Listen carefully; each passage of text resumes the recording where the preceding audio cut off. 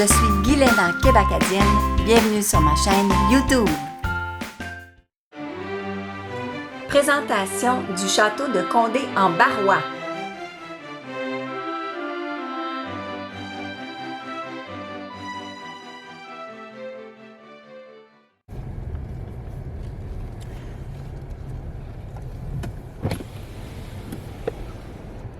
Bonjour monsieur. Bonjour monsieur. Bonsoir. Ça va Bienvenue.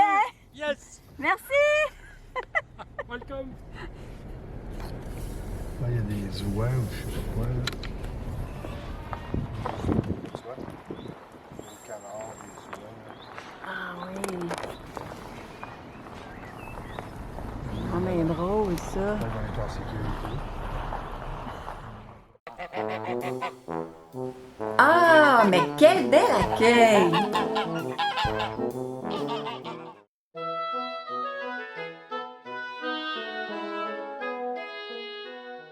Bonjour, alors aujourd'hui nous allons parler du château. C'est dans quelle région?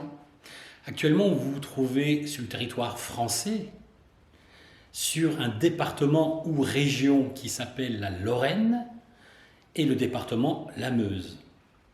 La Meuse est un département très rural, agricole, qui a une histoire assez importante du côté médiéval et aussi lors de la Deuxième Guerre mondiale et bien sûr la première qui a marqué au fer rouge sa région. On est dans quelle commune? Nous sommes sur une commune rurale qui s'appelle Condé en Barrois. Ça existe depuis combien d'années? C'est un village qui doit dater du médiéval. C'est un petit bourg qui comptait énormément de commerçants à l'époque médiévale et aujourd'hui ne compte plus rien d'ailleurs. Elle a juste un intérêt agricole qui est fort, une population qui travaille aux alentours, voire même un peu plus loin, dans les grandes villes, métropoles comme Bar-le-Duc, Nancy, Metz, Saint-Dizier. Aujourd'hui, les temps modernes vous permettent de vous déplacer facilement. Donc beaucoup d'histoires. Énormément d'histoires. Là, actuellement, là où je vous reçois pour témoigner, nous sommes dans une bâtisse qui est un castel, traduction petit château, qui a été construit, sorti de l'Empire, c'est-à-dire en 1870.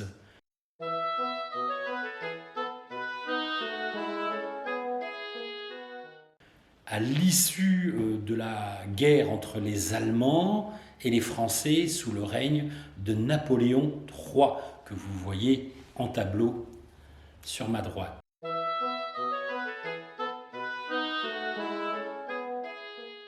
Alors, le château ici, c'est vraiment un château que vous avez acquis depuis quelques années. Alors dire acquis un château, c'est toujours un peu drôle de voir une personne qui prend un château comme une maison. Il faut savoir que quand vous êtes propriétaire d'un château, vous ne l'êtes pas. Vous êtes propriétaire foncier, vous vous acquittez des dettes dites impôts fonciers, l'impôt, les taxes, ça oui, vous êtes propriétaire. Mais un château a une âme qui existe. Le château était là bien avant vous, il sera là bien après vous. Alors, d'être propriétaire d'un château vous engage normalement à pérenniser sa vie, son âme. C'est ce que j'ai fait dès lors de l'acquisition. J'ai dépoussiéré celui-ci et je me suis rendu compte qu'il était très très riche d'histoire. Il était effectivement important de le remettre à jour et je ne le cache pas effectivement qu'aujourd'hui je vis dans le patrimoine et le souvenir de ce lieu. Ce château a été construit en 1870 par un dénommé Prosper Benz, son épouse Madeleine Mangeot, tous les deux des notables. Ils étaient négociants de vin dans un autre département qui a été annexé par l'armée allemande.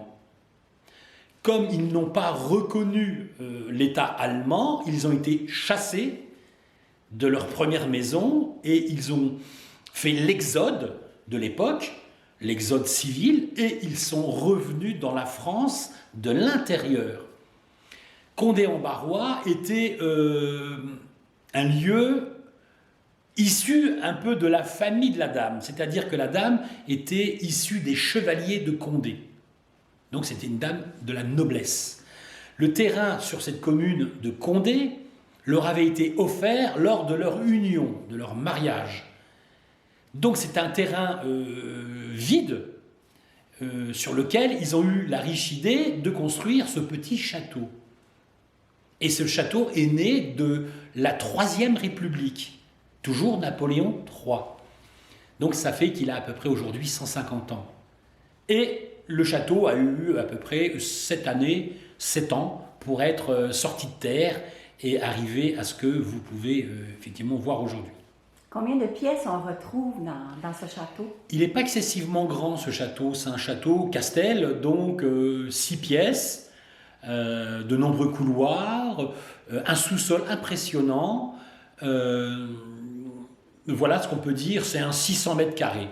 Donc ça reste à taille humaine pour pouvoir gérer cette bâtisse qui frôle beaucoup plus la maison de maître.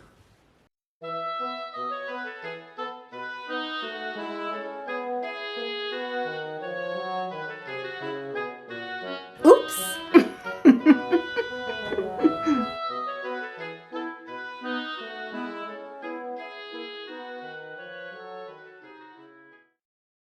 Est-ce qu'il y a des fantômes ici? Moi, je ne vois pas de fantômes, j'aimerais bien voir des fantômes. Donc j'imagine qu'ils existent, le moindre bruit, même si c'est le chat qui pousse la porte.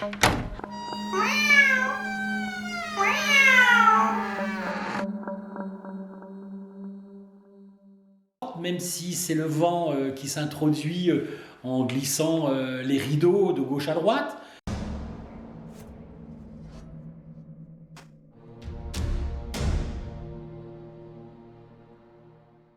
Certaines personnes qui ont une sensibilité me disent qu'il est effectivement habité.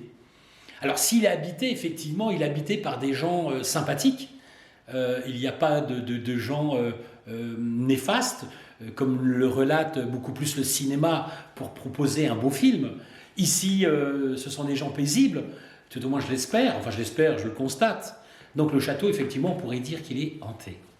Donc, c'est un château qui est quand même assez, on pourrait dire, populaire en France et partout, même à travers... Alors, il est populaire dans le sens où il représente effectivement l'histoire de France. C'est vraiment un château français. À l'intérieur, on peut y retrouver encore pas mal de témoignages de la France. On démarrera par une vie paisible de 1870 à 1914, où le château était vraiment civilisé. C'était un lieu où on y vivait bien, il y avait du personnel qui travaillait pour ses maîtres. Et à l'arrivée de 14, l'armée française a occupé sur des centaines de kilomètres une sorte de front arrière où l'armée française vivait dans les draps des civils.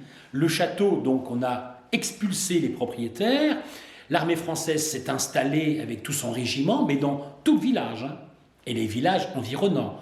L'armée française vivait sur ce territoire jusqu'en 1917.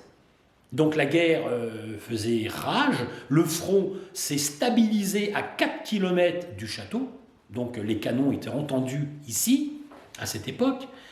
En 1917, les Alliés, ce qu'on appelle les Américains, les armées de Pershing, sont arrivés sur ce territoire, se sont regroupés pour s'entraîner et préparer la future contre-attaque face aux Allemands, qui étaient déjà sur place depuis 1914.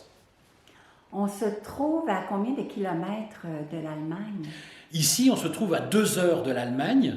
Donc l'Allemagne, c'est la première grosse ville, si nous prenons en ligne droite, c'est le département de la Sarre, et vous avez Saarbrück. Ah, d'accord. Après, nous nous trouvons en bordure du Luxembourg. Donc là, le Luxembourg, on est tout près, on est pareil à 1h30 de route, et à 1h30 de la Belgique, où la première commune, c'est Arlon. Super.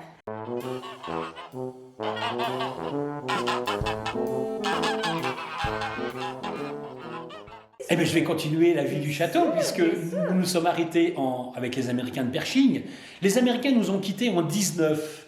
La guerre s'est arrêtée le 11 novembre 1918, et les Américains sont restés encore un peu de temps ici, et en 19, ils nous ont quittés. Le château a repris son activité civile jusqu'en 1939. En 1939, nous connaissons en France la drôle de guerre. C'est-à-dire, pendant 6 mois, les Français sont en guerre, encore une fois avec nos voisins allemands, et pendant 6 mois, il ne se passe rien. Rien. La guerre éclair démarre en 40, et la France tombe en quelques semaines, signe l'armistice. Avant de signer l'armistice, j'évoque que l'armée française s'était installée ici pour faire une sorte de poste avancé de commandement téléphonique. En 1940, les Allemands s'installent dans tout le territoire français et introduisent une commandanture, mais pas une commandanture politique, une commandanture agricole. Il y avait à peu près une trentaine de soldats commandés par un officier et ils avaient pour mission de faire la collecte agricole des fermes environnantes. Ça va durer 4 ans, ils vont cohabiter avec les gens du village. Le souvenir des gens du village, c'est que les soldats n'ont pas fait de représailles, ils ont uniquement fait ce qu'on appelait de la réquisition, donc le village n'a pas un souvenir négatif sur ces soldats qui étaient sur le site. D'autres témoignages nous précisaient effectivement quelques petites aventures, clins d'œil des soldats, plus de la résistance qui était quand même assez importante dans le village, mais c'était une résistance de jeunesse, c'est-à-dire que les jeunes gens avaient à peu près 16-17 ans, ils étaient organisés à récupérer les pilotes américains et anglais qui avaient été abattus dans le ciel par les pièces d'essai allemandes, et ces pilotes qui avaient réussi à échapper aux patrouilles allemandes étaient repris par ces petits jeunes, et ils étaient reconduits dans certains villages jusqu'en Espagne. Ça faisait vraiment un circuit organisé. Donc c'était quand même quelque part des résistants. Et d'ailleurs, nous avions eu une petite dame que j'adore encore aujourd'hui, je lui rends hommage, notre Paulette, qui a été décorée par les Britanniques de ce fait d'armes. On est reparti dans la vie civile jusqu'à nos jours.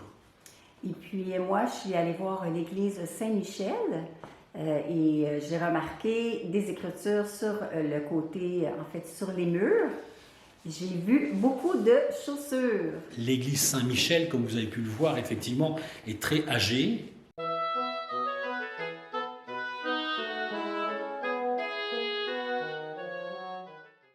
Cette église-là accueille encore à ce jour des tombes de gens qui avaient pas forcément les moyens de faire des caveaux. Le caveau n'était pas forcément à la mode à l'époque. Les gens étaient inhumés au pied de l'église et les inscriptions, afin de rendre mémoire à ces personnes, on gravait le nom, on gravait l'année et on y mettait aussi un blason, le blason représentant leur profession. En l'occurrence, il y a eu beaucoup de cordonniers à Condé-en-Barrois, d'où l'explication des sculptures, des gravures sur les murs en forme de sabots.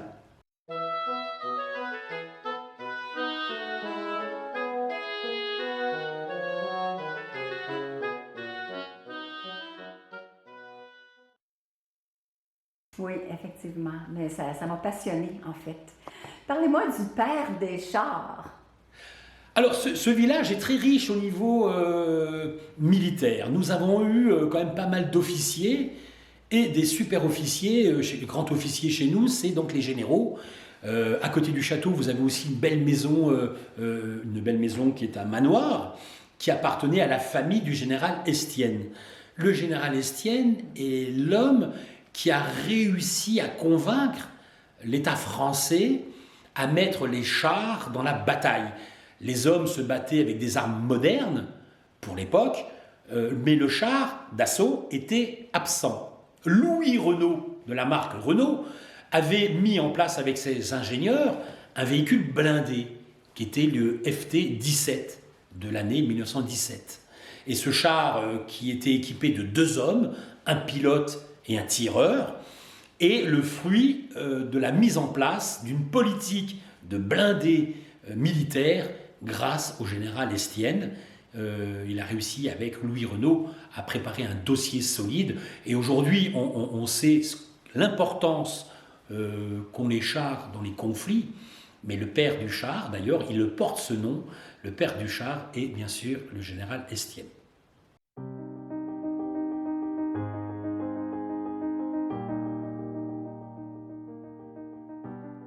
Est-ce qu'il y a d'autres personnes importantes? Nous avons, alors, j'ai eu des dons de photos. J'adore les photos des gens du village. Et j'ai rentré un certain Michaud. Ce certain Michaud, cet homme-là, il s'avère qu'en fouillant, bien sûr, avec les outils modernes d'aujourd'hui, qu'il avait eu des faits d'armes très importants. Il était colonel. Je ne le savais pas qu'il était aussi brimé dans le sens, pas brimé, noté dans ce sens-là. Et c'est une belle révélation d'avoir appris ces jours-ci que ce jeune homme a terminé sa carrière en colonel et qui a eu des actes de bravoure avec citation. Il y en a quelques autres. On a eu, d'ailleurs, la maison du général Estienne a été occupée aussi par un colonel qui a fait l'Indochine. Bon, l'Indochine, c'est moins sympathique puisque c'est de la colonie, mais ce militaire, pareil, très bonne notation, a vécu dans la maison du général Estienne. Voilà, il y a des gens comme ça. Si on gratte, on va sortir encore de belles histoires, globalement. Est-ce qu'il y a encore des articles, des items de l'époque du château? Alors, les articles, il y en a quelques-uns. On a eu un article qui faisait mention de la vente du château par ses anciens propriétaires. Il a été laissé à l'abandon pendant une vingtaine d'années. Et c'est un monsieur de Bar-le-Duc qui l'a acheté et qui l'a sauvé. Ah oui. Et ce monsieur, c'est Pierre Abafour. Je rends toujours hommage à ce monsieur-là parce que c'est lui qui a sauvé le château de sa vieillesse. Moi, je ne suis qu'un repreneur d'histoire. Et parlez-moi des objets qu'on retrouve, des objets du temps, de l'époque, en fait. Alors, les objets, le château avait été épuré. Épuré, ça veut dire a été vidé au fur et à mesure des situations de l'époque. Je me suis imaginé, et ça c'est simple à le faire, vous imaginez bien qu'à l'époque, en 1870, quelle était la mode. Donc il vous suffit de reprendre la mode, de trouver le sens et le goût et l'approprier. Donc du coup, j'ai amassé du matériel, les tissus, les barres à rideaux, les meubles.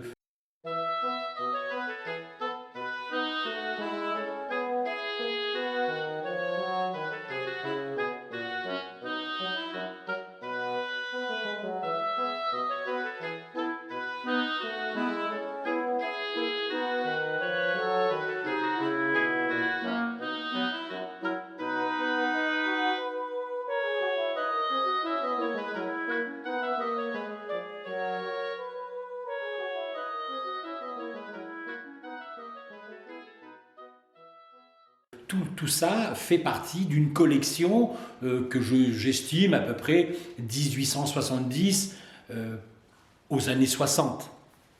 Après, je freine, je ne vais pas aller trop loin, bien que le château vit encore en 2021, mais je ne lui octroie pas la mode de 2021. Je le maintiens dans les années 1900. Donc on vit dans un univers, effectivement, c'est une sorte de pièce de théâtre. Vous rentrez dans un théâtre, dans un décor que j'entretiens et que je pérennise par des portraits ou des bustes de mairie, comme vous voyez derrière moi, qui est Napoléon III, qui est un buste de mairie, au-dessus le tableau officiel qu'on peut trouver à Fontainebleau. Moi, c'est une copie, bien sûr, l'original est 4 fois, 5 fois plus grand que ça. Mais voilà, donc on essaye de mettre des objets qui ramènent l'histoire et comment dire, la douceur des belles époques. Je parle bien des belles époques. Aujourd'hui, le château a retrouvé une façon de vivre au travers de moi.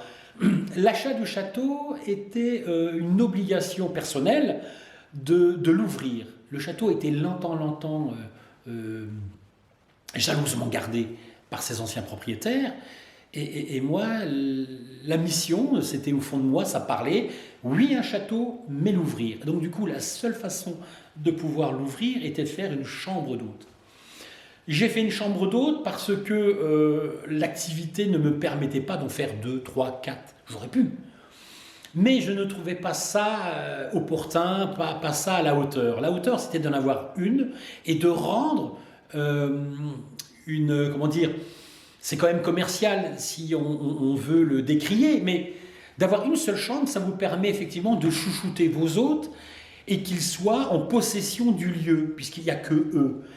Et ça a connu, et ça connaît un franc succès, puisque mes hôtes qui viennent ne veulent voir personne. Donc du coup, mon produit est atypique, mais il marche parce que c'est rarissime de rentrer dans un hôtel où vous n'avez qu'une seule chambre.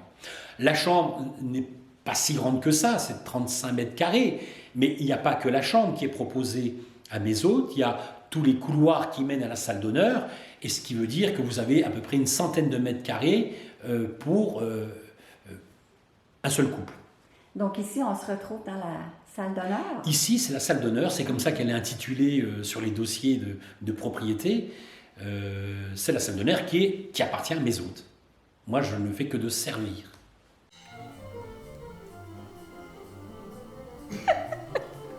Oui, on va être juste à chanter. On est comme un baron et une baronne.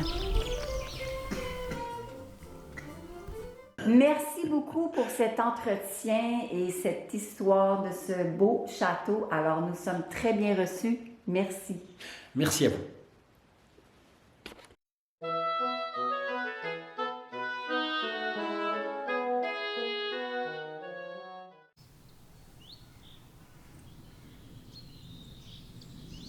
Alors, c'est un magnifique endroit. Je vais vous montrer ça. On y va.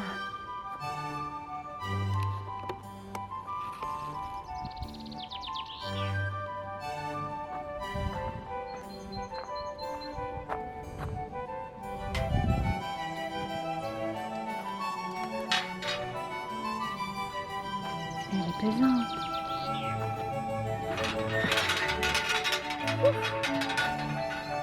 Je l'ai eu. Disons que ça pèse une tonne. C'est fou. Voilà. Ouf.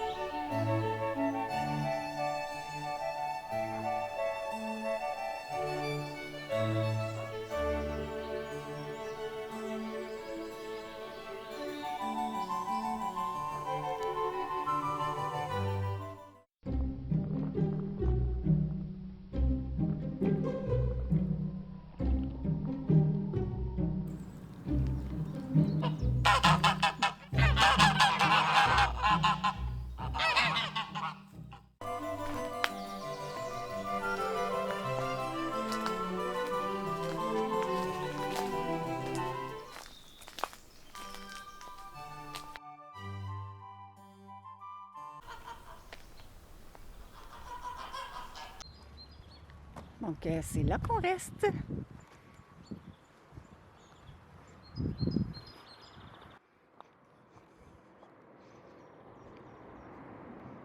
Merci beaucoup d'avoir écouté cette vidéo et n'oubliez pas de m'encourager en vous abonnant. Alors pour moi, c'est vraiment important et likez aussi également. Cliquez sur la petite cloche de notification pour pouvoir savoir quand je vais diffuser mes prochaines vidéos. Alors, je vous remercie.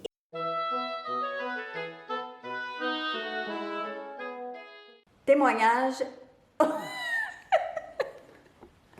Alors, on y va? Témoignage au château de Condé en Barrois.